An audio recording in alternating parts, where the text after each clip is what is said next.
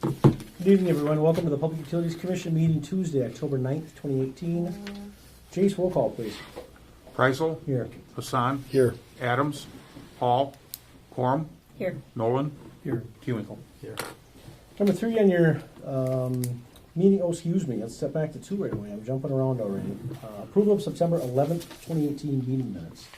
Attached. Move to approve. Here, I'll second. All in favor? Aye. Aye. Motion passes. Thank you. 3, discussing a possible action on the election of officers. Current officers are myself for chairperson, and Andy, I think you're Vice. vice chair as well.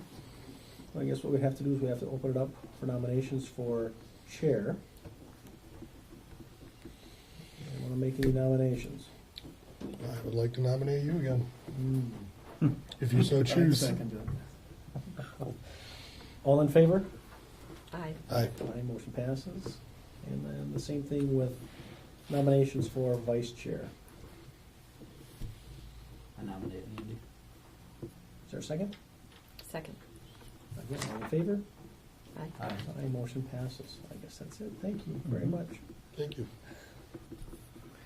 And on to number 4, discussion of possible action on wastewater treatment plant condition assessment report. We've got gentlemen here from SEH, Ted and Joe, or excuse me, Ted and John. Very good. Welcome, gentlemen. They'll give us, everything is in your packet, the entire report. So if you want to follow along, I guess we'll just kind of let them lead the direction here. There is a couple of hard copies. I'd appreciate the hard copies back if I can get them at the end of the night. So It should be noted too that we also have Joe Intishan, is that Intihar. correct? Intihar, thank you, with the utility here. And I think this is one of the big things that you're listening to as well. Welcome. So whenever you guys ready, or however you want to start, to your floor. Sure. Gentlemen? Thanks for inviting us, and we just wanted to go through kind of a overview and background of the report, and then kind of highlight some of the major recommendations that were included with the report. So this was a condition assessment report for the wastewater treatment plant, and it's a planning level document. So we assessed the whole plant, looked at the major equipment, the buildings and the tanks, to try to give an assessment of the age, capacity, and condition of each component, and kind of give you almost like a scorecard of where everything's at, and then assess it, and then based on that evaluation, make recommendations. And I should step back. We looked at kind of the current flows and then the projected 20-year flows.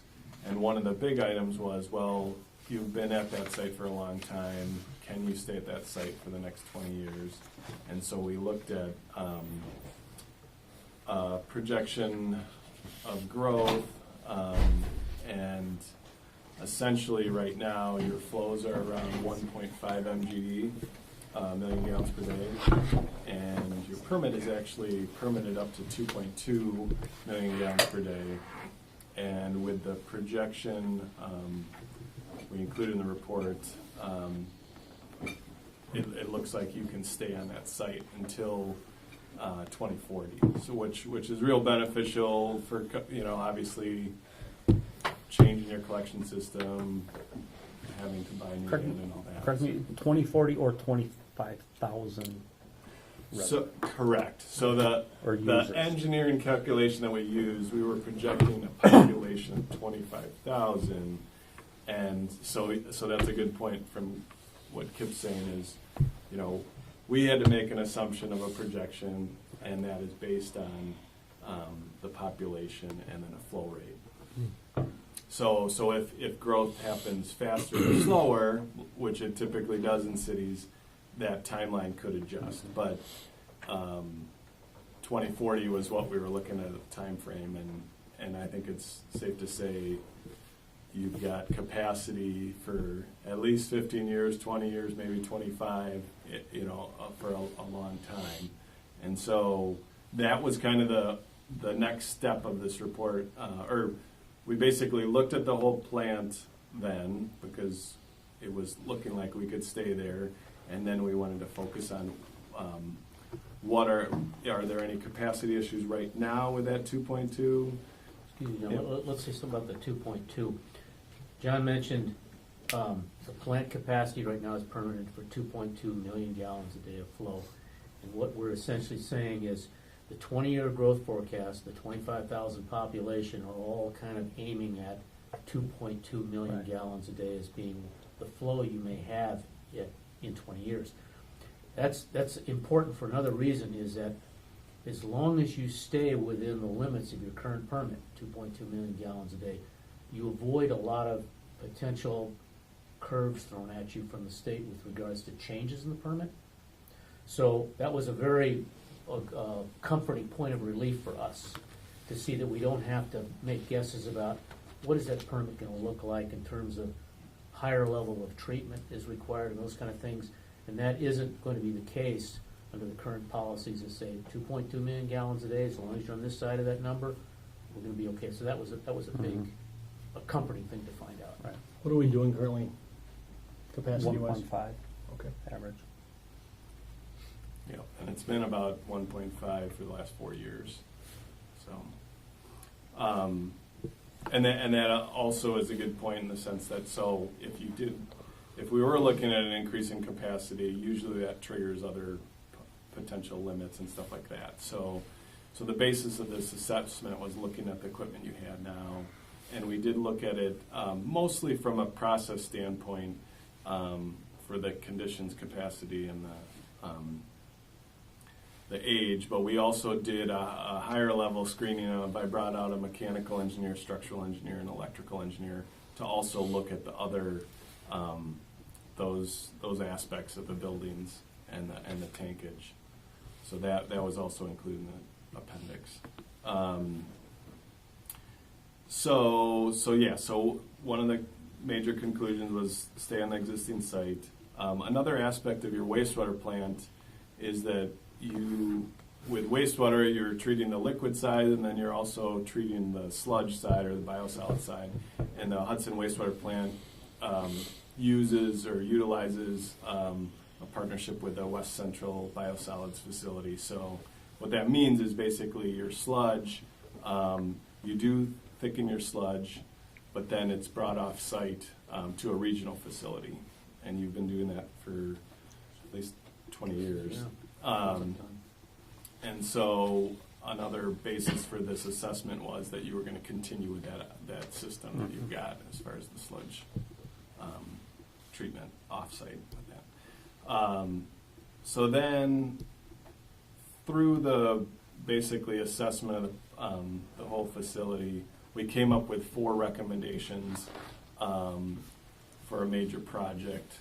And I think one thing that might be helpful is if we bring up the figure 1, just to show you the site. I think it's right before page 5. Photograph. Yeah. Page 18 of your packet.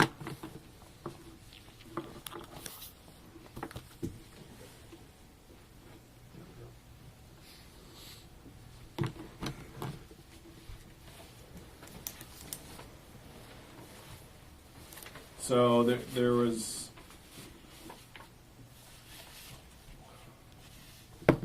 kind of 4 areas that I was going to get into.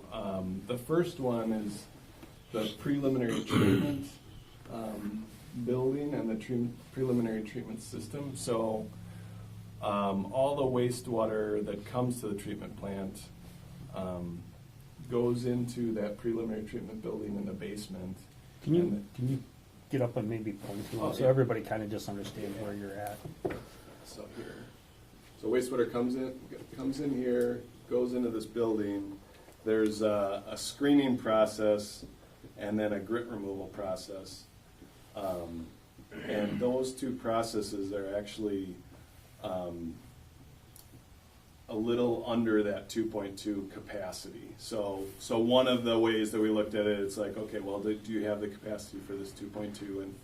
And I should have mentioned there's a 4.8 peak flow capacity component too. So we looked at kind of average flow and then peak flow. And also there's that building itself is showing some age too. And within the screening room, there isn't room to expand the screening capacity. And then with the grit system, which is actually outside here, that's also a pretty tight spot. So one of the first recommendations is to relocate the screening and grit to a new spot on the plant site. And one of the spot that we were looking at is in the garage, retrofitting the garage or modifying the garage to have that new process. And then I guess that's kind of all I'll say at this point about that. Then the next, Or even demolishing the building. Yeah. That's kind of, can go either way, but. right. The pre-treatment building? The We garage, would yeah. relocate Gotcha, this okay, stuff. all So actually that is a point. So by transferring those presses over here, this building, we would do some selective demolition to remove the screens, Sure. remove the grit. And actually that plays into the optional, the fourth alternative was upsizing the wet wells for the primary and the secondary pumping systems, which are part of this building. So that building is actually kind of probably the most complicated building on this site. It actually has 3 levels. So the very bottom level has a primary that pumps up the screen, and then it's pumped again up to aeration, and then it flows by gravity through the rest of the wastewater plant and then out. So within the industry of waste treatment, I don't know how old this building is, maybe you guys do. Yeah, it's I mean, 80. has technology changed? Is there new technologies out there? So, as far as screening goes, there's lots of different options, and as it still serves the same purpose. There's some things that are the screens in there are static screens, which are it's literally a screen where flow is pumped on top of it and then it's screened out. And so there's pluses and minuses with each of the technologies. That one, the minuses are that it's right there.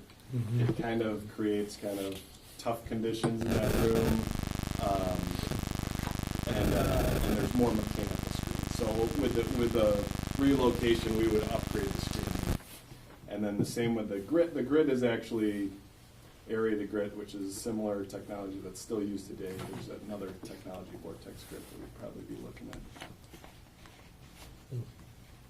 So yeah, it's kind of a combination. We upgrade the capacity a little bit, and then also upgrade the technology. The second area that we were looking at is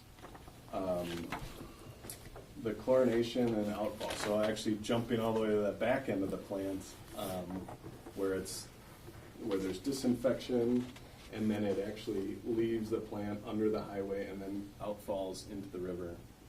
And one, with the chlorine disinfection, there's kind of safety considerations with chlorination. It's very common to still do it, but if you're doing a major upgrade, a lot of plants look at upgrading to ultraviolet disinfection. So the benefits for that it can be a little more space saving, and then it also removes the risk of handling chlorine. We looked at that in combination with the outfall. So the outfall pipe is actually serving its purpose right now, but the way we looked at the hydraulics, and it actually leaves the plant, and then where it enters the river, as any river, it can go up and down. So there's a kind of a hydraulic condition where the elevation in the chlorine tank to where it leaves out the outfall can be constrained or restricted when the river level's high. And what that means is that can limit the capacity of how much can go out the pipe. So we kind of looked at those two systems in combination. The chlorine tankage actually, is one of the spots in the plant that's original. It used to be primary clarifiers when it was built in the late 50s, then repurposed the chlorine tank.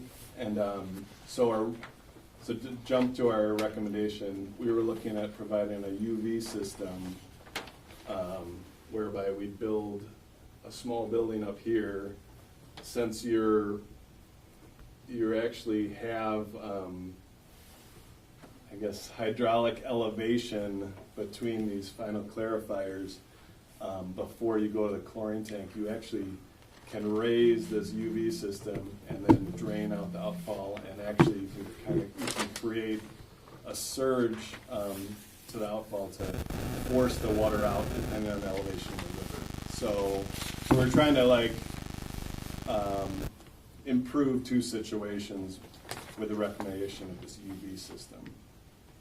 How does the efficiency of the UV system compare with the chlorine system? Are they pretty comparable? Are they both effective? Yes. Yeah. So there's kind of two things.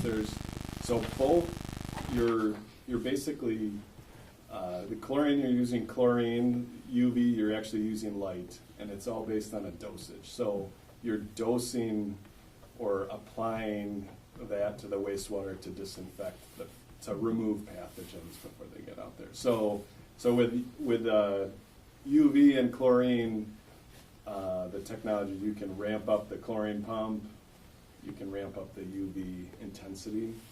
So But you also have to dechlorinate too, yes, yeah, on the back end. right. So actually, Okay. with the chlorine dechlorination, you're balancing two systems versus UV. Since you're not using chlorine, you don't have to dechlorinate. So Okay. UV would be more environmentally friendly, you think? yeah, that kind of one specific thing with that is with chlorine. You're by dechlorinate, you're taking you're dechlorinating the water, but there are with chlorination, you can create other, they call them THMs.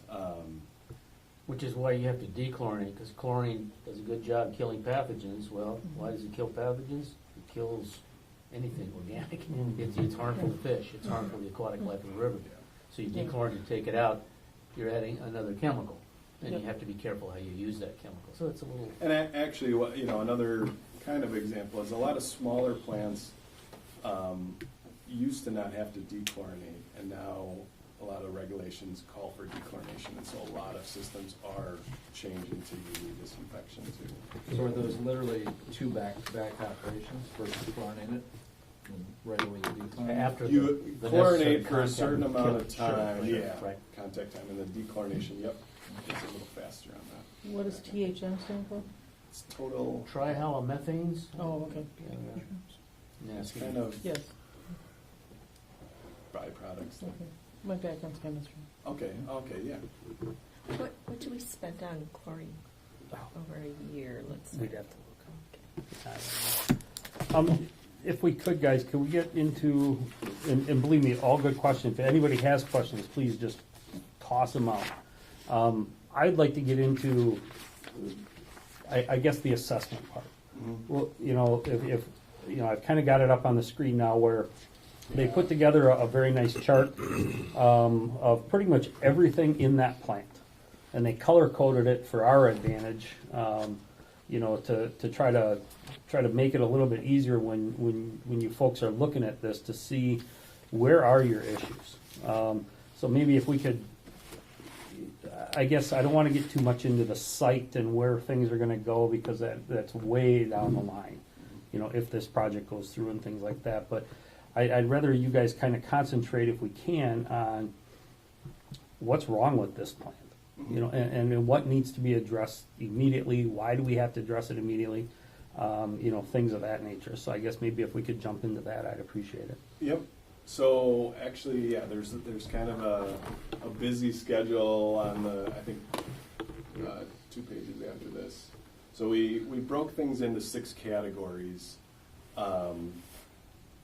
based on our assessment, and I was just gonna, for time, if you look at the chart, red was kind of the areas where there were capacity or constraints or major issues. So I kind of highlighted the preliminary treatment building area, which included the screening, the grit removal, and then we also had chlorine tank, the outfall line, and then the next area that we were looking at is sludge thickening. So I mentioned that your sludge is thickened, so basically through the wastewater process you're removing the sludge or biosolids, and then you do provide some conditioning of the sludge and thickening it, and what that does is just reduce the volume that's being hauled to Ellsworth, so that reduces that cost. Now the thickening technology that you have in that sludge building is past its useful life. Usually 20 years is kind of the rough number for how many years major wastewater equipment will last. It's past that. It actually, so that was the third item that really needs attention, is looking at basically replacing that thickening system. And I think that, farther down we've got the biosolids. So that's actually your dissolved air flotation equipment. That's your sludge. So red are big projects. Those are the Red bad. red bad. Red expensive?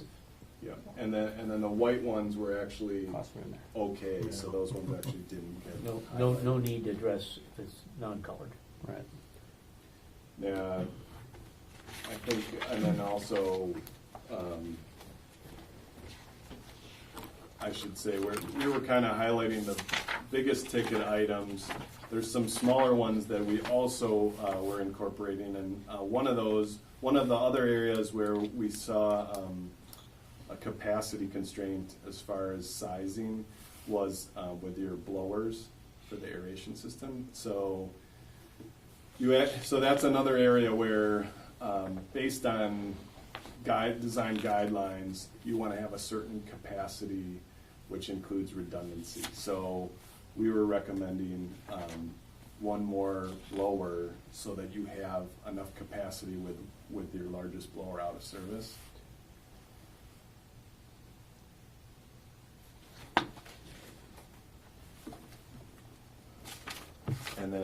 And then also another area where there was capacity, or actually it was age, was with your pumping, your raw, or your primary pumps and your secondary pumps in that pretreatment building.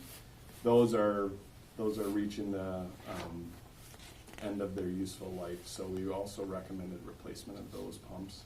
Those pumps operate constantly to operate the whole wastewater system, so it's pretty normal to have the wear and tear on those pumps. So that was another component. One aspect of the items that aren't colored worth mentioning is one of the things we discovered is you have a good operating budget now for replacement. And as we talk to your operators about, well, this looks like a new piece of equipment, what happened here, what happened there? And it appeared that there was a regular program of if something fails, it gets replaced, or it gets fixed, it gets repaired, and that the current operating budget was adequate to kind of keep up with those things. So that kind of explains why there's so many things that were uncolored, because they either got replaced or repaired 5 years ago under the current operating budget, or there is a budget that tells us, well, if that valve goes out in 5 years, it's going to get taken care of through the normal replacement program. So we didn't see a need to put that in a colored column. And I guess that's kind of why we did this assessment. Over the years, and I think most of you have toured the plant. I don't believe all of you have, but I believe most of you have.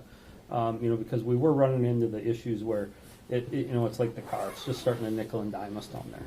We're spending, we're putting in new pumps constantly. We're putting in new blower. I mean, it's every month it's something else down there. So that's what kind of pointed us in this direction.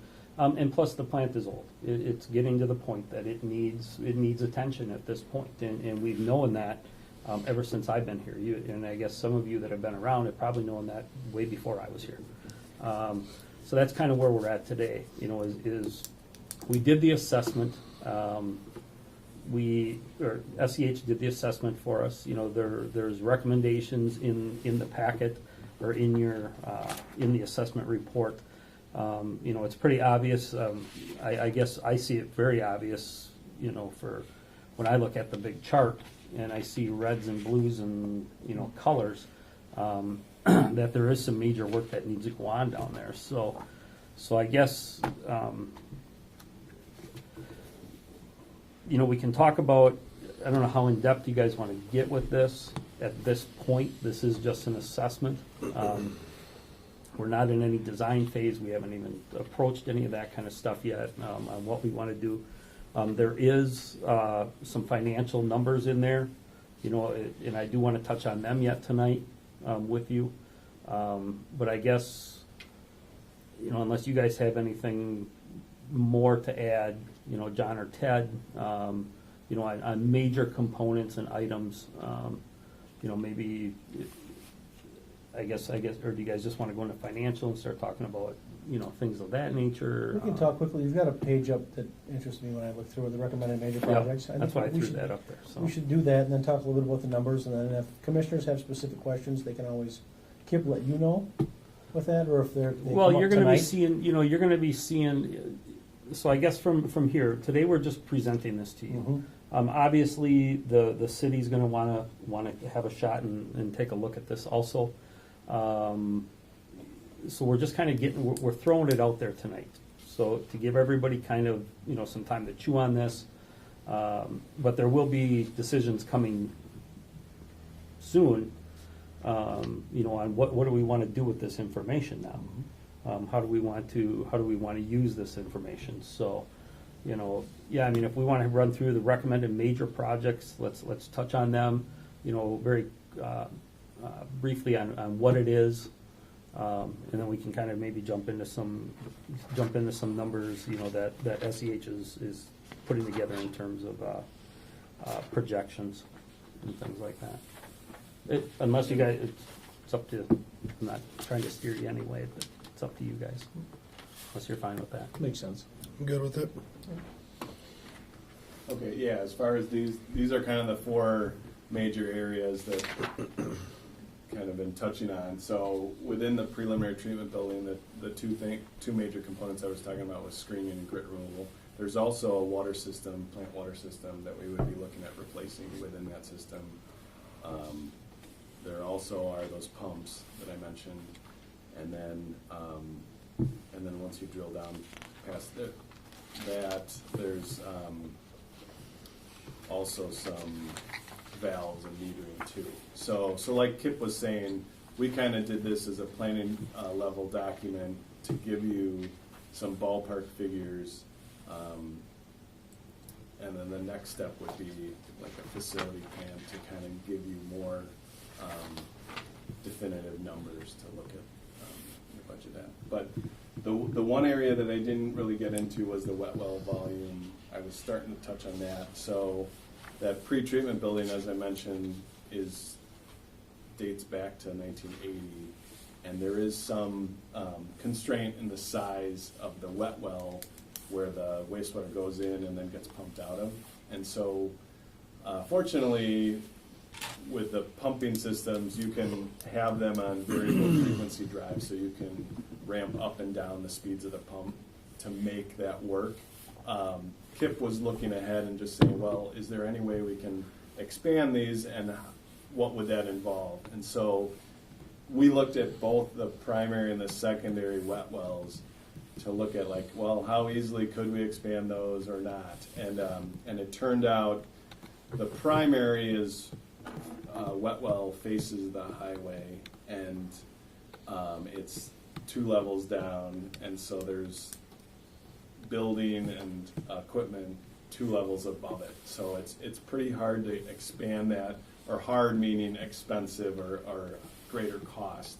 The secondary wet well is actually on the other side of the building, and one thing that we looked at is with relocating the pre-treatment processes of screening and grit removal, maybe we relocate that secondary pumping step, which is what follows the screening and grit removal, which is you're pumping up to your aeration and final clarifiers. So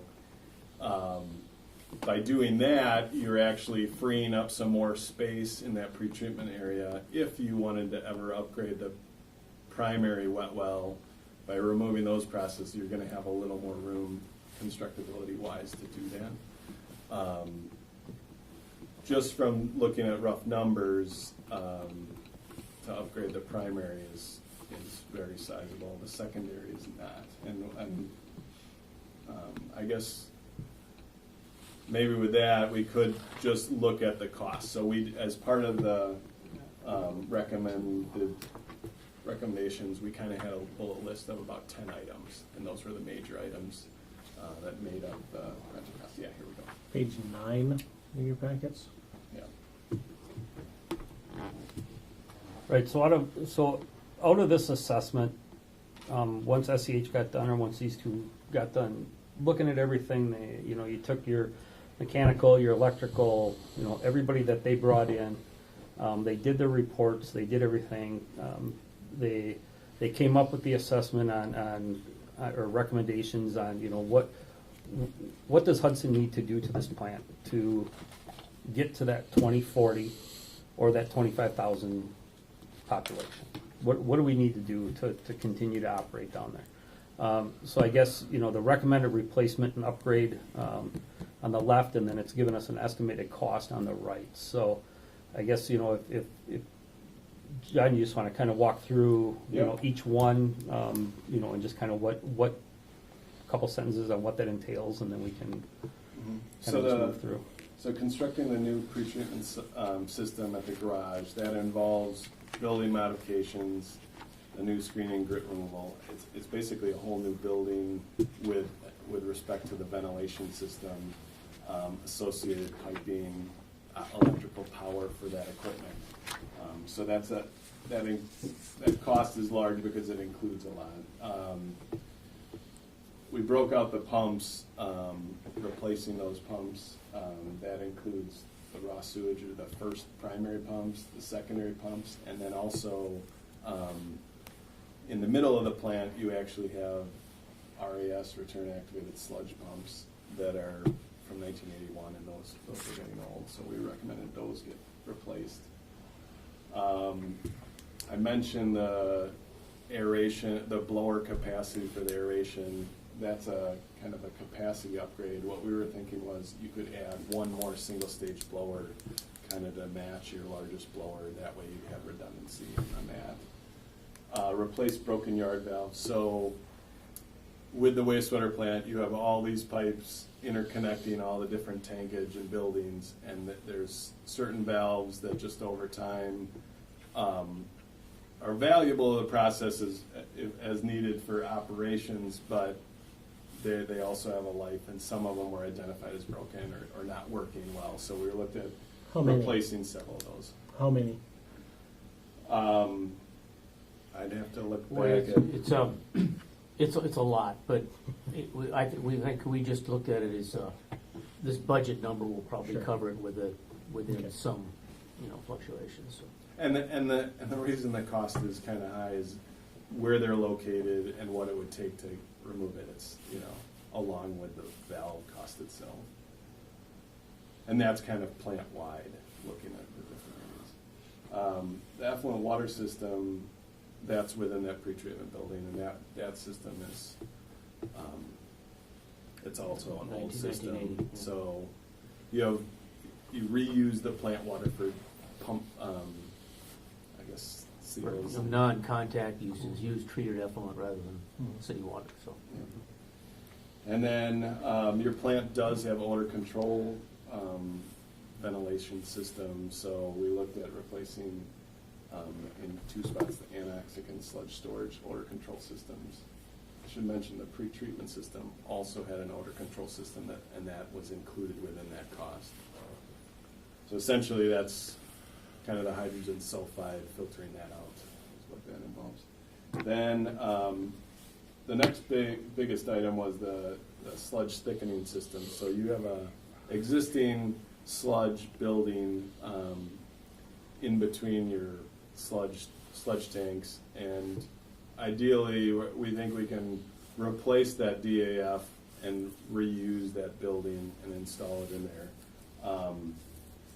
Since that building was installed, there's been, I guess, more stringent requirements related to ventilation and separation between areas where you're handling the sludge and then other areas like the electrical room. So part of this cost includes modifying basically the electrical room access. So they just don't want you to be able to walk right through electrical room right into a sludge area. So part of that cost includes modifying the building to make that new system compliant. Then the UV system was the third largest item, and so what that includes is a new building. We were looking at basically between the final clarifiers on the north end of the plant and the existing chlorine tank. There's a small area where we can locate a new UV building, and like the pretreatment, that would be a building with ventilation system, piping, electrical. Then one of the areas that Hudson has talked about in the past as far as efficiency upgrades, one of the biggest things that's done at wastewater plants now, like other buildings, is replacing the lighting with LED lighting for energy efficiency. So that one's actually a great upgrade as far as energy efficiency. That's one of the number one things that plants do to save money. And so we were looking at essentially replacing light fixtures throughout the facility to LED just for. And then the last item was the Hudson Utilities has Vector truck system for vectoring or vacuuming out the collection system when they do routine maintenance. So as part of that pretreatment facility, we were looking at having a dump bay, if you will, to allow the city to bring that waste and then incorporate it into the head of the plant, the pretreatment system. So that was Joe Boudre mentioned that one also, that he would like that included. And it makes a lot of sense if you're doing a pretreatment project. And then you So have those two were the options. major components that came out of the report. Quickly go over, there's option one, option two. Yep. So option one relates to upgrading both the primary wet well, the lower one, and the relocating the upper secondary one. Option two is just relocating that secondary wet well to the pretreatment area. And we broke those out just because once we were looking at the numbers, option one was rather significant. So.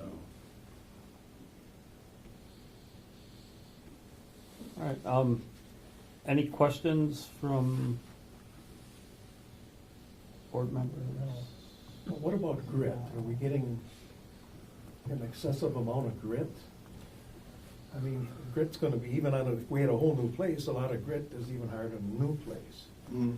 Are we, So- you're gonna get, ideally you would have none, but I mean, Yep. you're gonna get some, but I suppose the source of it, what's the source? But I'm Bad sure that- manholes? Well, I was going to say, so grit is a good topic in the sense that you're always going to have grit with the wastewater system, and grit is actually what creates a lot of wear and tear for the rest of the plant.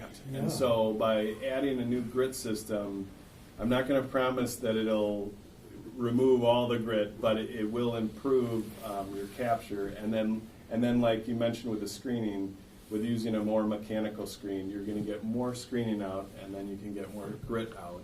And what that does is, grit is typically like sand, and if that isn't removed, it finds its way down the wastewater plant into the digesters, which then creates a task of removing sand and grit from the digesters. But more importantly, it also affects all the pumps along the It's way. abrasive. So So if we had less coming into the whole place, the whole system out there could, Well, generally, you get more grit from old sewers than new, because that's where it comes in. And as you build more sewers, presumably, in theory, they're better, they're tighter, they're more advanced. So a grit problem you have now should not get worse. Right. if think of it that way. if you're working As on long the as we're collection continuing side on at the same collection time, side. Yeah, yeah. yeah, could tighten up the manhole side. right, right. All right. Any other questions from board members on, I guess, the assessment? I'm sure there'll be more that come up. I think, so kind of where it will go from here, would be, I'm assuming that we will bring this to city council at some point, kind of give them an overview, since it is such a large project. They're gonna definitely want input on that, I'm sure.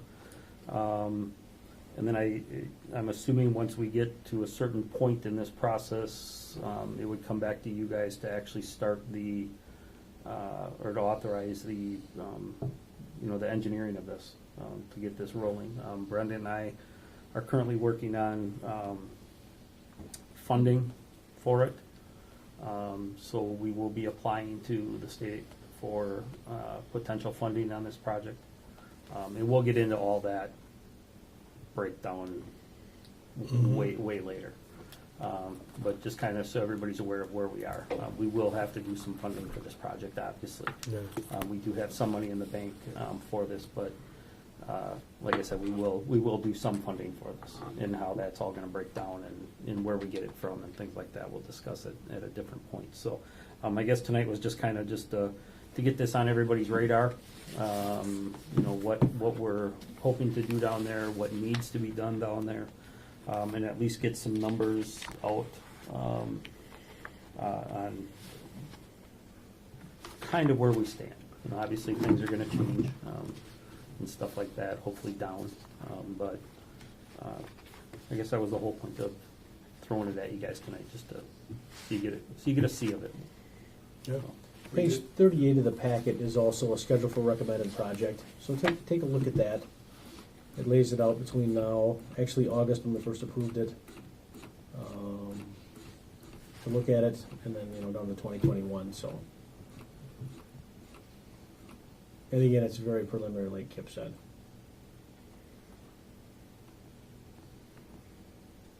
Yeah, so this is kind of just what was kind of laid out on what needs to happen, what and where and when. We've got, approved startup facilities plan, September 2018. I mean, we're a little bit behind, but it at least gives us a guideline of where we kind of want to be. I guess we're hoping, if this project does start, we're still hoping for that March 2020 or that 2020 construction season. We'd like to get this done before the state comes in, obviously, with the State Highway 35 project in 2021, because we are going to we don't want to be in there when they're there. It's that simple. So that would be a nightmare. And I was just going to mention, this, we kind of showed kind of a schedule that kind of followed the report. The ITA perf request is kind of an initial step for funding, and that's not due until the end of October. Yeah. So, And I'll be actually doing that hopefully yet this week. We'll get that in. If I need help from you guys, I'll let you know. All right. Anything else, Sounds good. commissioners? Gentlemen, thank you very much for coming out tonight. Thank you. Thanks, guys. Tip on number 5, discuss the possible action on Northridge Lift Station upgrade. Let me get there. Away page, pictures.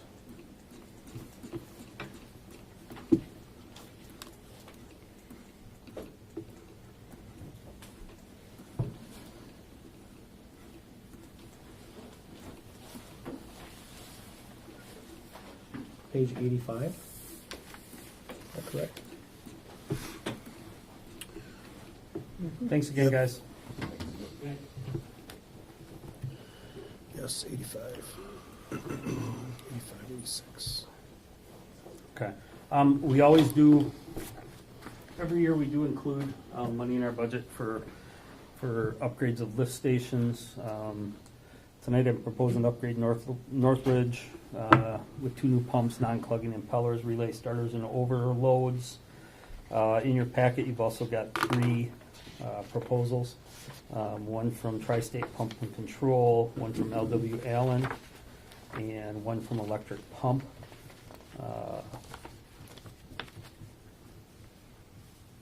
My recommendation is for the LW Allen. I know it is not the cheapest one in there, but I think it's our best bang for our buck with the pumps that they're proposing. So So they're proposing different pumps? they're all 3 different pumps from 3 different manufacturers. Yes. Pumps are, and I know we've kind of had this discussion before. When you get into pumps, it's not like a Ford truck where you can buy. Every community has 3 different Ford truck dealers. Pumps are very specific. They're territorial. So if you have a flight pump, there's pretty much like one dealer in the tri-state area that deals in stuff like that. So so we went out and got different prices on what the manufacturers or what the people are actually, or the companies are offering, what types of pumps. The Myers pump is pretty much what we have in there. The Hydromatic pump from LW Allen is a non-plugging pump where we're not going to have issues with regs and things of that nature. And then the electric pump is also a non-plugging one, but obviously they're a little bit higher. So like I said, my recommendation was LW on the amount of $16,771. Commissioners, questions? Anything? Well, if we can't ban disposable wipes, I guess we have to go with a better pump. Yeah. And we have been over the years upgrading our pumps to the non-clogging. And this is something we have already budgeted for, Yeah. correct? Yep. So, Yep. need a motion to approve for LW Allen. A motion. Is there a second? Second. Any other discussion? If not, all in favor? Aye. Aye. Passes, thank you. Kip, number 6. Rice Lake Construction Group pay request 13. Pay request 13 is in the amount of $73,124.63 with a remaining balance to finish of $51,070.26. It has been gone through, or their submission has been gone through by the engineers, and they do approve of what they submitted, or recommend of what they submitted. Okay. Commissioners, questions? We're getting real close, is what you're saying? Getting close. Good. So we need a motion to pay payment number 13 for Rice Lake Construction Group, a total of $73,124.63. So moved. A second. Other discussion? All in favor? Aye. Aye, motion passes. Thank you. Kip 7. What we ran into, and we're constantly moving this stuff around. I guess I'll just read my issue sheet. There's currently no classification on the salary and wage schedule to acknowledge new water and wastewater operators who have successfully completed their testing, which everybody knows that to be an operator, there is licensing involved and things of that nature. So water is a T and wastewater is a basic, but are required to wait for a full certification, approximately 1 year, and the related certification pay until other requirements are met. So if they take their test, they can't become an operator 1 until they put time in and things of that nature. So I feel that these operators should receive additional pay over a new operator who has not completed any testing. So there's nothing in our scale that was set up to allow us to move anybody. So I've spoken to the city administrator, HR director, and he indicated that the commission may add language to acknowledge this step in the certification process. I'm proposing the following language to be added to the salary and wage schedule for utility employees. Upon completion of a written test for certification, water and wastewater utility employees shall be moved from the start rate to the 1-year rate on the pay scale until such time that they complete the remaining requirements to achieve certification and be eligible for certification pay. The pay increase shall become effective at the beginning of the next 2 full week pay periods, sorry. So what is the increase for each of these steps? It's, starting person, 0 qualifications, no license, nothing, is like $24.98. That's what we start them at. Year 1, which is what, so what I'm asking, so if we hire somebody that has 0, they're gonna start at $24.98. Now, if I hire somebody that has a T, so they pass some tests, but they're still a T, we What don't does that have, mean, we don't Ken? have What is T? training. Thank you. We don't have anywhere to put them. We have to start them at but they've already got some training in. So what we're asking is to be able to move them to year 1. What is it, like 50 cents? I don't know. It's not much. It's not much, but at least it gives us a little bit of an option to move them there. But there's nothing in our language or in that chart that allows us to do that. So I guess that's what. So when do I get that 50 cents?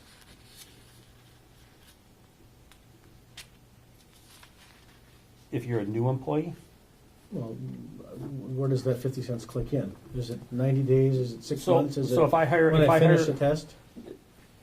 as soon as you, when you finish and pass a test, yes, Okay. then it would kick in.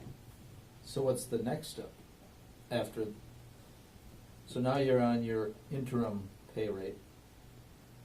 Right. What's the next one? Once they start getting their certifications. See, you have your scale. We have a scale that says 1 through 5, year 1 through 5, okay? But under that scale, there's also certifications. So if you get a certification in groundwater and distribution, if you pass that test, you get 10, I think it's like 10 cents or 15 cents an hour, or something like that. But what I'm looking for, which is fine, because it's an incentive to get your license, plus it's, that we need them to operate. But what I'm looking for is if we bring somebody brand new in, but they have some certification, I don't have the ability to move them anywhere, other than ground zero, other than starting pay. We're not looking at Because they're not eligible for the other until 1 year? right. See, they're a T. So in order to be a T, you take a test, you become a T. A T is a training, okay? Now, you cannot move off of training until you have time in. You have to 2,000 send- hours? you- 1,000 hours? It's all based off, it's a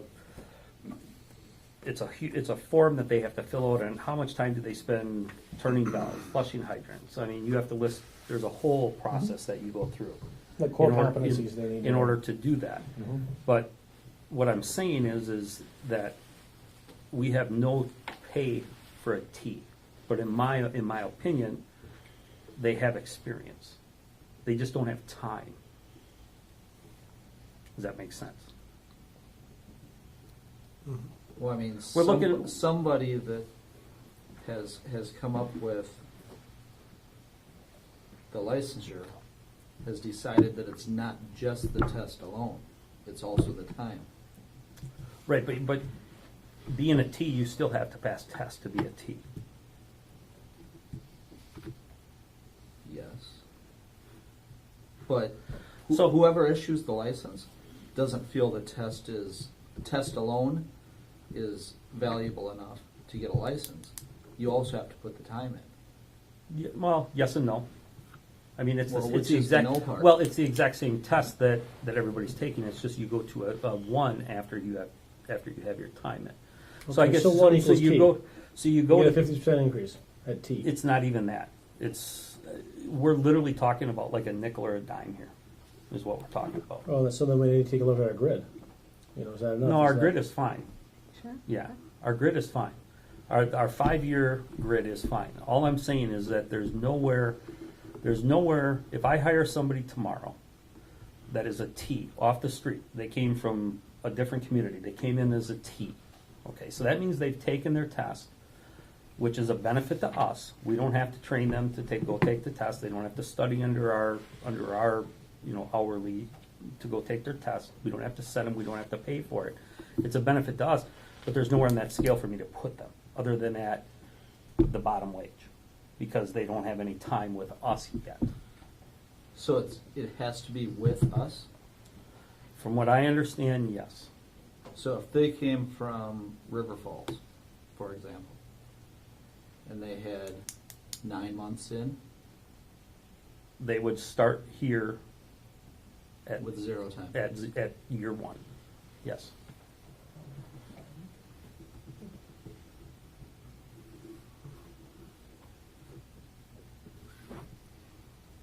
It's just kind of the way I didn't make the scale. It's the way the scale is laid out. The scale was set by, So I'm I guessing, the city. I hall. start with you at 24.98. My next increase comes when? 1 year 1 year. or certifications, Okay. So where does but you this? can't get the certifications until you have the year. So You there can't is move or off is of a not T until you have a year.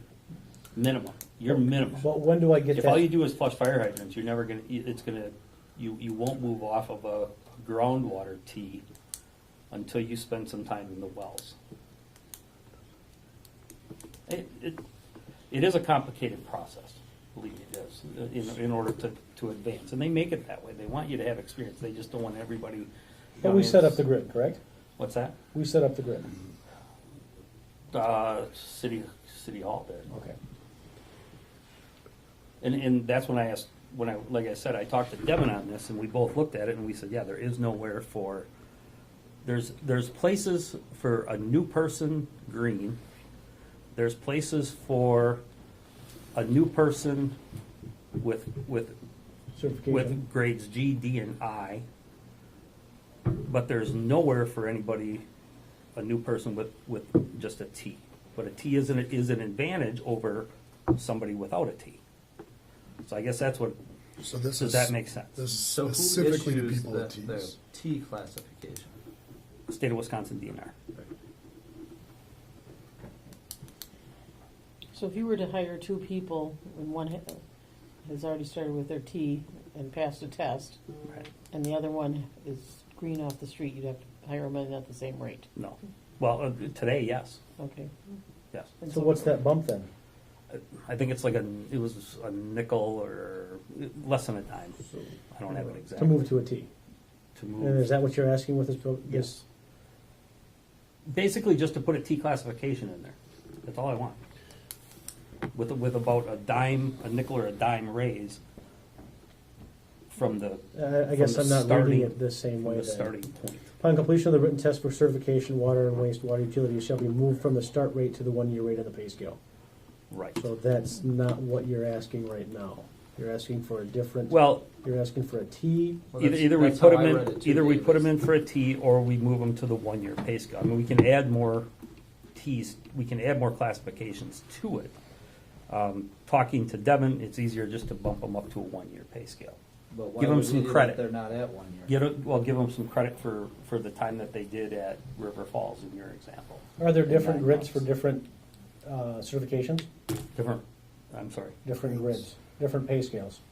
You You talked about the yes. G and the other ones, Yes. so Yes. once I get that certification, I come off of the introductory pay scale and I go on to another pay scale. Right.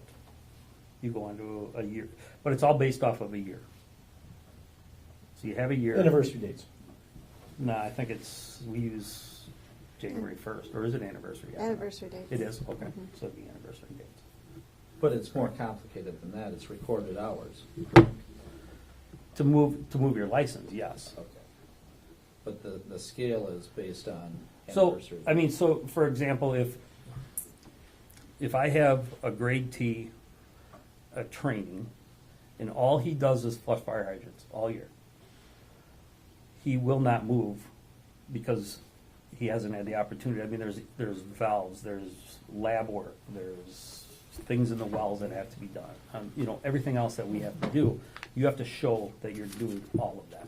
So it could be a while before somebody moves off of a T. I'm not saying in a year you're going to move off a T and you're going to be a grade 1. You know, you have to show your hours. You have to show what you've been doing, and if you're limited on what you're doing, you're not going to move up as quick as somebody that does everything, for example.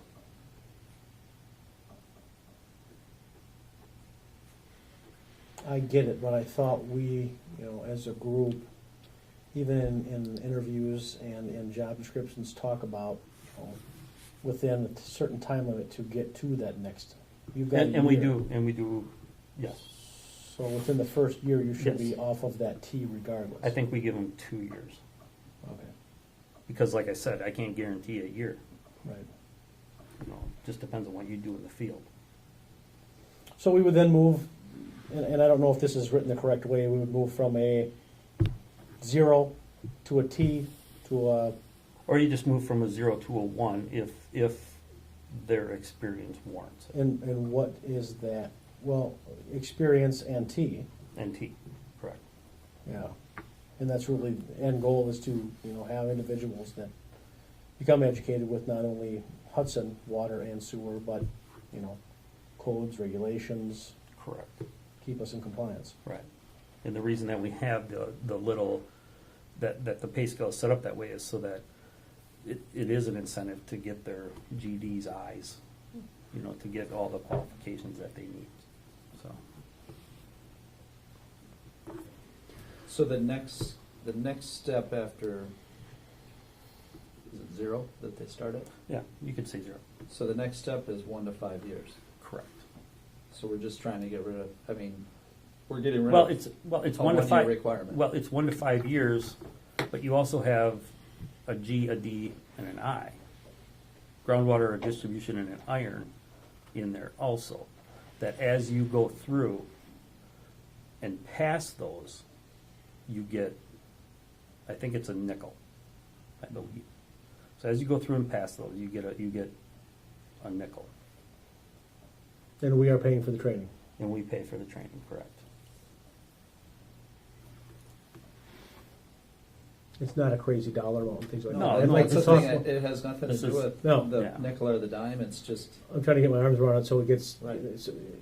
it's organized, we know what we're talking about, we know what we're doing in regards to that and everything, and, you know, if that's not it, or is it just simply writing up something to the fact that it's, you know, we add this T, you know, I get it where you're coming from to move to the 1 year rate, but it's not the 1 year rate. You know, do you put another rate in there that's the T rate, the test has been well, achieved? why don't we have 0 and 0 T, and then 1 to 5? Why don't If you qualify why don't for I the look at 0 this T, again? Yeah. Why don't I talk to Devin? We'll draw out. Kind of the hierarchy of it, you know, how long will it We'll take me to draw- get that, we'll draw the everything GD out. and I and things like that? Is that a Yeah. 1 year process, is that a 3 year process? Put some examples. So if you in. want, why don't you bring Hold this on that back? one. Bring this back for next month. If you can put some examples in it. Well, what Yeah. about the pay table itself? We'll bring that back. Yeah. It'll be way easier for you guys. And maybe that's, just trying to get my arms around it. Yeah. I get it to a certain extent and everything, and especially that, you know, it makes sense in my mind. You know, you test out, little bump, you know, Right. we do, and where I work, we do 90-day increases, 6-month increases, and then annually for that, so you're getting something. So do you want an action on that, Jace? To move that to? No, I Next don't one. think so. Well, Hold, just to hold, do we need a motion for that? no. No, Okay.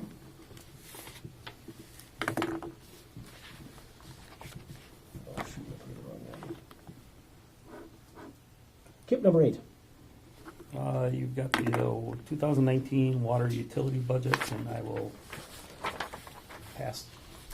Thank you for coming tonight. Brenda. Absolutely. We'll go to, right on page 1, that's the current rates.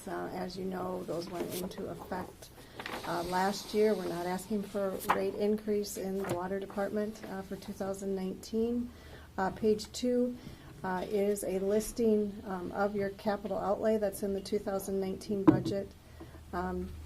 we are looking at the Wisconsin Tower rehabilitation for $500,000, and we won't be doing it if we do not need it. And we're waiting for a report and an inspection on that. Inspections are happening, the ROV, which is a remote operated vehicle, so they'll be actually going in there with a little remote control vehicle. They're gonna be doing the inspection on that this week. So we put it in the budget we put it in the budget, but it could come out of the budget. And if the recommendation isn't that we have to do it immediately, it will come out. My hope is that we can push, Wisconsin is the next tower to be done. My hope is that we can push it off until our meter program is done in 2 years. So, but we wanted it in the budget just in case. It does need to be done, or there is issues with it, so that could be something that could come out by next meeting, because we'll know by November, Okay. for sure. Vine Street is being redone next year, street improvement. And so the water portion of that is $250,000. It is the, From 9th to Wisconsin, or 9th to Wisconsin. Okay. Yes. and so the water portion of that's $250,000. And then, as Kip had said, we're in the meter replacement program, and we're now going to be in the 4th year of the 5-year of that program. And then the rest of the capital outlay, the total is the $1.4 million. Down below, then, I outline the expenditures, just some of the changes in water pumping, $75,000 to do repairs on well number 7, check valves on well 6 and 7, and then a fire suppression update. And then just other items to note. New mains, $50,000 is continuing to do valve, hydrant, and dead end mains, to dead end the mains. The next page, not much to, utilities building, it's just the anticipated costs of this building here. We've got almost a year in the building, and so we've been able to refine some of those costs a little bit. Administrative in general, we look at that. We looked at the administration, finance, and IT salaries that were being allocated to our enterprise funds, including water, wastewater, parking, and the EMS fund, and we found out that we were maybe having some higher percentages of salaries put in those funds than actual work that was being done for those funds. For example, our accountant, she had a certain percentage that was going in the water fund, but she was not utilizing that percentage of time. Nobody had looked at that for quite a few years, so we did that. And what we're proposing for the water fund is to start the reallocation back to the general fund. And that will be a 2-year process for the water utility. The wastewater utility, we're actually asking to do that all this year, just because of some operating deficits in that fund. We're continuing the cross-connection inspections, $120,000 for residential and commercial. The next page, page 4 of the budget, it's showing that the sales of water there are static with the 2018 budget because we're not proposing a rate increase. The expenditures are listed there by function. On the next page, it's showing it by personnel, contractual, that way. And the big increase there is your capital outlay, and we kind of reviewed that, what that was. It's that Wisconsin Street Tower that's pushing it up. If we can remove it, we will. If we're not voting on this tonight, are we? We are not.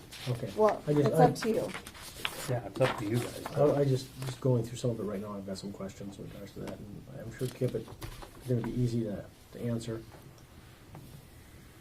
Yeah, I guess Brendan and I just kind of figured we'd present it to you tonight, let you chew on it. We'll vote on it on November, whatever our next meeting is. Okay. Be making some changes probably in between there, because then it goes to city council. You'll know most definitely about, We'll know more about Wisconsin and Wisconsin stuff Street. by then for sure. Yep. Election Yep. day. And that's what we did last time too, Yeah. is we brought it back to you this meeting, and then we brought it back in November. Yeah. Same thing with wastewater. Did you want to go through line by line? The highlights were on page 2 and 3. I don't know if we need to. If commissioners, if you've got specific questions, Kip, is it easiest to go through you? Yeah, With if those you questions? just want to go through me with any questions that you have, if I obviously can't answer them, then we can get input from Brenda at that point. So she's got a lot on her plate, so go So the through Ninth me. Street Go through from me first. Ninth to Wisconsin, we're gonna have the water expense, but what about sewer expense? Yeah, we'll get to We'll that. hit It's on their that. budget. Sewer uh-huh. expense as well. Yeah. Mhm.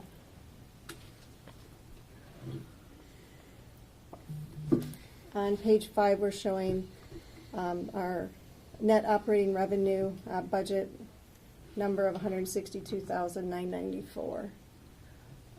But then once we factor in depreciation and the non-operating revenues, we have a negative net income, which is not any different than last year's budget.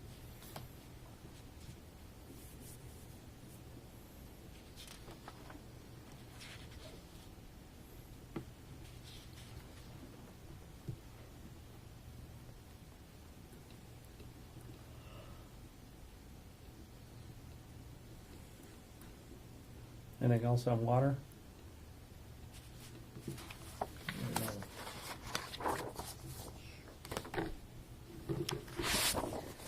Go to wastewater. If you can pass those around while we start the budget. The wastewater budget is going to need a rate increase because of lack of operating cash in the fund. I'm proposing a 10% increase of rates. The volume charge had been $2.75 per 100 cubic feet, and I'm proposing we raise that to $3, and then a 10% increase on the meter charges also. On page 1, I'm showing a current utility bill for an average resident in the city of Hudson is currently $104.55. With the 10% wastewater increase, and we are also proposing a $12 or stormwater to go to $12. That resident would pay $113.30. What I passed around is comparing on the first page that bill, that average bill at $113.30 to the River Falls and New Richmond rates, and so we are still below their rates when we look at water, wastewater, and stormwater. And then on the back page, we look at the average commercial and average industrial.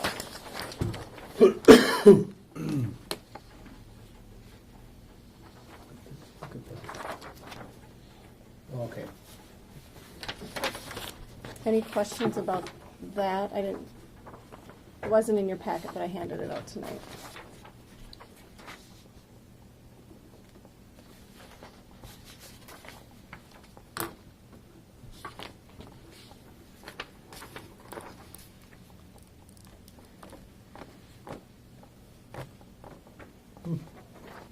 Any questions on that?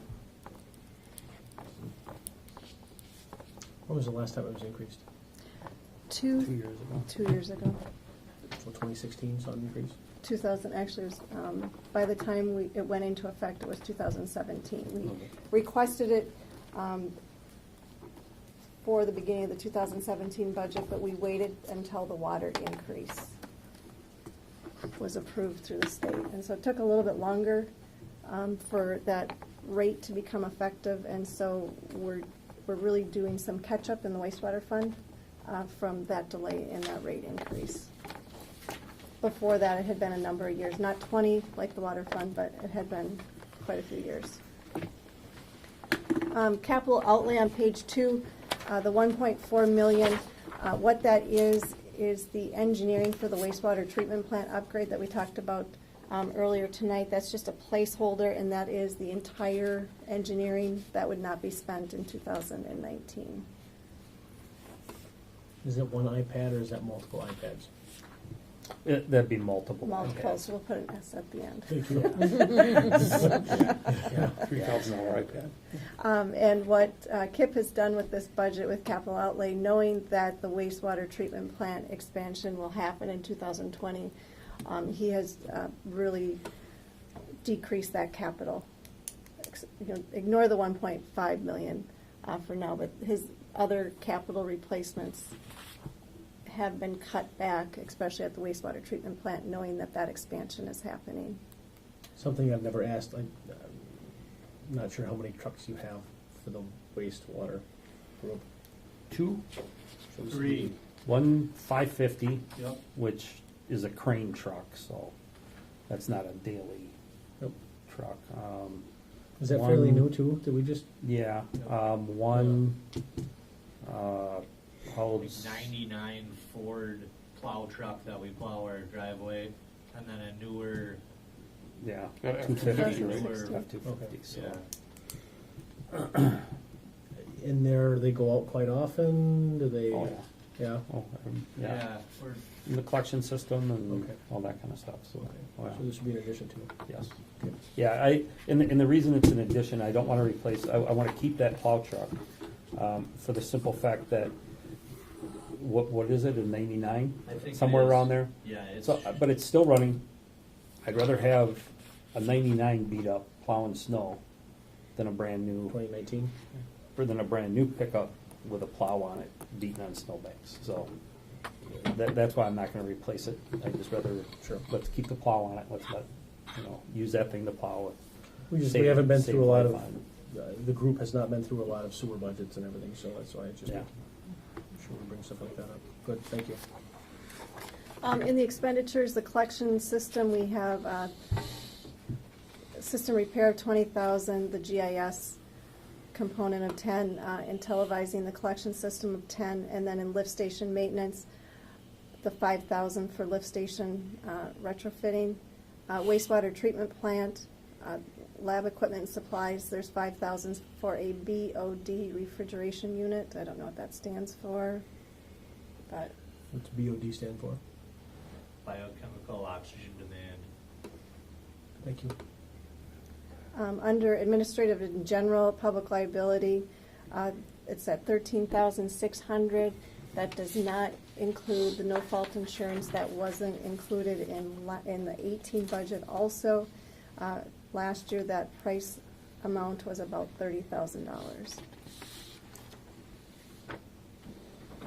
On page 3, under revenue charges for services, as you can see, that's being proposed to go up 9.93%. Then we have our expenditures by activity.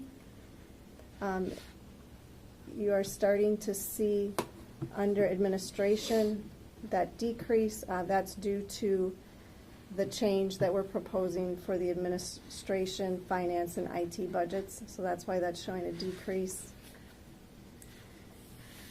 And also expenditures by object, personal services, that's showing that decrease also, and that's because of that reallocation. On the next page, net revenue from operations, because of that rate increase, is $236,797 positive compared to the budget for 2018, which was a negative $30,710. And we need that for operating cash. As you've seen on the cash statement that you see each month for wastewater, depending on when, if it's billing time and we're collecting our utility bills, that's going negative and positive, and so we need to do catch up. DNR equipment replacement of 1.7 million there, the cash balance, we'll be using some of that at least for the wastewater treatment upgrades, and then future facilities will be using a portion of that. That's projected to be at the end of 19 at 3.1 million. And the reason that's decreasing from 4.5 is that's what we're stating that we'll be using that engineering for the wastewater treatment would be 1.5 from placeholder. there, yep. Until we figure out if we're gonna, how we're gonna fund the rest of the wastewater treatment plant expansion. Any specific questions on the line items for the wastewater budget? Treatment expenditures by activity, 137% increase.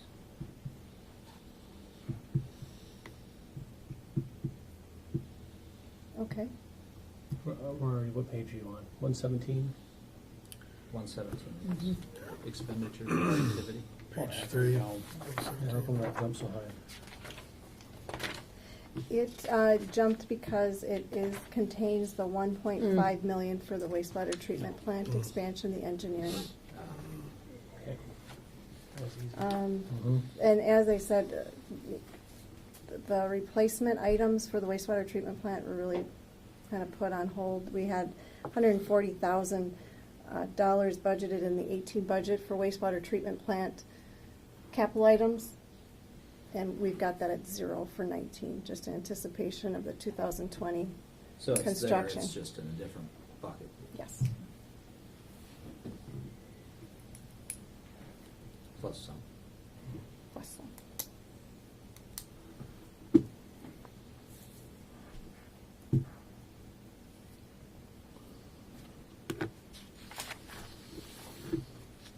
Any other questions on wastewater?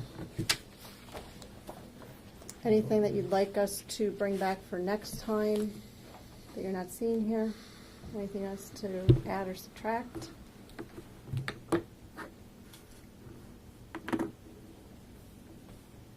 All right, well, then again, go through it. If you do have any questions, shoot me an email. I will try to answer it. If I can't, we'll bring the boss in and let the boss answer it. So, and then we'll clean everything up. Like I said, we'll know on that water tower what's going to happen with that, and a few other things that we're kind of just holding out there right now. So once we get that all cleaned up, then we'll bring it back in November to have you look at it again, vote on it at that time, and then it will go to City Council for a final vote and go from there.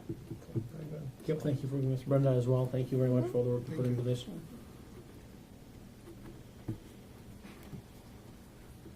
Perfect. Do we need to vote on to move them to November or no? No. Okay. We're not taking a vote on the rate increase either tonight. No, you can't. City Council, you'll, Let's go straight to I suppose you We'll make the symbolically motion. could. We'll make it. You symbolically could, but City Council has to vote on that. And I would like can I ask for feedback Oh, tonight sure. on that? I guess my question is, so you said that we agreed to raise it 2 years ago, and it didn't actually go into effect until 2017. No, we, in the fall of 2016 with the 17 budget, so we had asked for a rate increase, got the rate increase, but because we knew that we had a water increase coming, Mm-hmm. we thought that it would be, I don't want to say administrative, easier, Mhm. but for the residents, so that they didn't see a wastewater increase in January and then a water increase come sometime. And we didn't know when that water Right. increase was coming, you know. Because we don't control that. We don't, Right. No, I and so remember. unfortunately, it was later in the summer. It didn't take effect until October. The water increase. Right. The water and then the wastewater too, because we did them on the same bill. Right. And really, we've had a lot of expenses at the wastewater treatment plant, just Mhm. because we have a plant that, as we know, Right. you It's know, so old, needs. and yeah, the city's growing. And this is not determined by the Public Utilities Commission either. This is just- Wastewater, no. No. Correct. Wastewater is, your wastewater rates are controlled by your council, City Council. And 10%, you guys got to, from looking at the budget, what was currently being expended with capital and things like that, and Operating. came up to that 10%. Correct. And the capital, remember, we kind of try to take that out of that DNR equipment fund and the future facilities, not out of that operating cash. All right, what was the 2017 increase? Do you remember that? Kip? Is it 15? Could have been somewhere around there. I can get that. But that's So the it one was that had subst- been a long time Long- prior. Yeah, That's it had one that been was like years 20, and years. 28, 30 Well, the years. water was 20 plus 22, years. I believe the wastewater, it was probably pushing 10. I think it's 10. I didn't really look at, We're still quite low. the average user, average commercial, industrial, 6.7%, 8.47%. So Brenda, one thing I did want, just to clarify, I think I know the answer, but, so you have monthly and quarterly for River Falls. Yep. I assume the Hudson one is a quarterly number. Correct. Okay. Yep, So good it matches- question. Yeah. Compares to their quarterly. Yep. The new Richmond and River Falls both bill on a monthly basis. We're still on a quarterly basis. And so that is just to get that comparison. Yeah.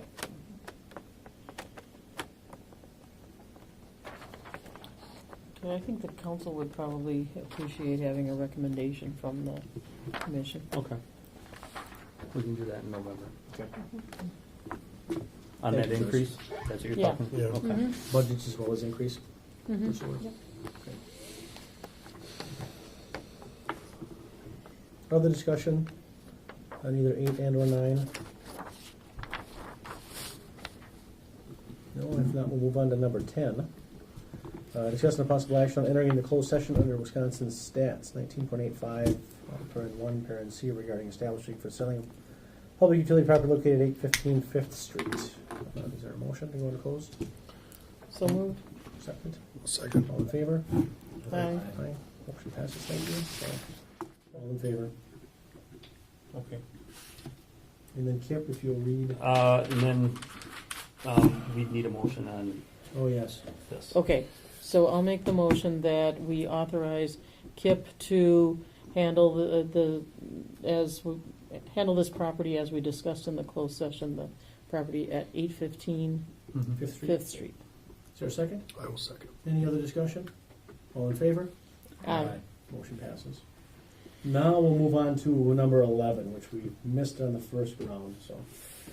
Discussing a possible action on entering into closed session, considering employment, promotion, compensation, or performance evaluations, if evaluation of any public employee over which the government body has jurisdiction for filling the wastewater lead operator position.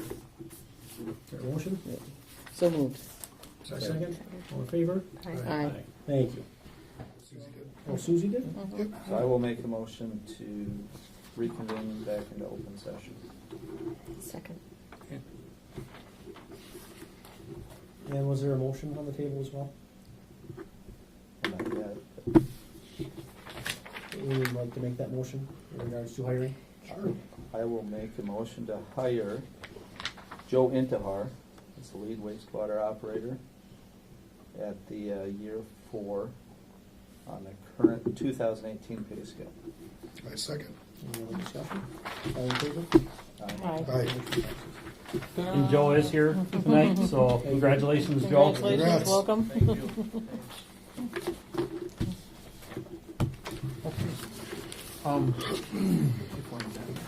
Well, you're done. You want that? Okay. Oh, yeah. All that?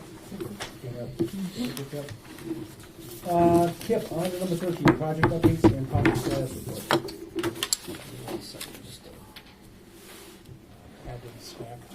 Okay, you have in front of you, my computer was dying, so I apologize for that. I got it here. Cross-connection inspection program with commercial. It says 65, we're probably closer to about 85 after talking to the staff this week. Residential is pretty much at 99%. I think we still got a couple stragglers out there yet that we're still trying to get in and complete that. 10th Street water main replacement from St. Croix to River and from Fox to Cole. We're about 50% mainline. The mainline water is in both areas. The sanitary is in both areas. Once they pass bacteria tests, they'll come back in and reinstall and rehook up all the laterals. And then we should be done with that, or then once pavement comes in, we should be done with that. So the rain has actually kind of hindered that project a little bit. So The slow snow. yeah, it's slowed everything down with that. So and then well treatment plant 10, you did the pay request 13 today, and just an update on well 10. We did get 5 consecutive safe samples back, so we're happy about that. Nice. The well is back together. We took our first sample today. That went down to the lab to be analyzed, so we'll get the result on that. We'll take another one tomorrow, and once we get our 2 consecutive sampps back, that well will be online. So I'm hoping that by November meeting, we'll see what's on the agenda. But I know you guys are anxious to kind of get out there and see what it is. So I guess we'll. Did you ever test the church by any chance? Just out of curiosity? No. No. Okay. We got 5 safe back now. Yeah. So No, that's we're great. Good. 5 consecutive. 5 Yeah. consecutive, which is 3 more than what we're required. So Sweet. Down to no, Madison or to Colfax? Colfax. Yep. So I'm hoping, depending on what November looks like or whenever, I'd like to get you guys out there. I'm sure you guys are anxious to get out there and see what well 10 actually is. We've been talking about it for a year, spending a lot of money on it. So one of these days we'll actually get out there and do it and take a look at it. So that's it. Okay. 14, commissioners meeting for other business for informational purposes only for upcoming agenda. I got one thing that Kip actually handed out to me, which was pretty neat. Forwarded on. Kudos to Troy Tim. Mike, our friend Deborah Hartung, came home last night to find no water pressure in the house. She asked me to come over to see if I could help. We did a basic troubleshooting and could not find a cause. She called the emergency number, spoke with a gentleman whose name I don't remember, I'm sorry to say, who told us someone would be calling us. 5 minutes later, Troy Tim called to discuss the issue. 20 minutes later, he was at the door. He narrowed down to something outside the house and was able to locate the main isolation valve to the house. It appears that the people mowing the lawn that day hit the access pipe for the valve and bent it, and in the process turned off the valve. He dug a hole deep enough to get to the straight part of the access pipe and was able to access the valve and turn it back on. Problem solved. First, both would like to personally thank Troy for showing up late on a rainy evening and trying to get the problem solved. Second, he's an extremely personable man with a positive attitude and should be recognized for his ability to deal with the general public who would not have a clue how to deal with a problem like this. He is truly an asset to the Hudson Water Department. Our sincere thanks go out to him. Best regards, Terry Johnson. So, hats off to you and your crew and to Troy for helping somebody out, especially late at night on a rainy night, things like that. So, Absolutely. we as a commission really appreciate that. So, thank you. I'll let them know. Yep. Sweet. Anything else? If not, the water utility and sewer utility cash reports. In our packets, these do not need motions, correct? No. Just FYI. So we'll move on. Since 16. Brenda hit on them. Oh, yeah. She Yep. will next month. Discussion and possible action on claims. Everybody had time to review the claims as well. Can we get a motion to approve? A motion. And a second? I got Kurt and Andy. So I'll second it then. All in favor? That works. Aye. Aye. Any other discussion? All in favor? Oh, you guys already did that. And adjournment. Move to adjourn. I will second. All in favor? Aye. Motion passes. Thank you. Thank you, Long everyone. meeting.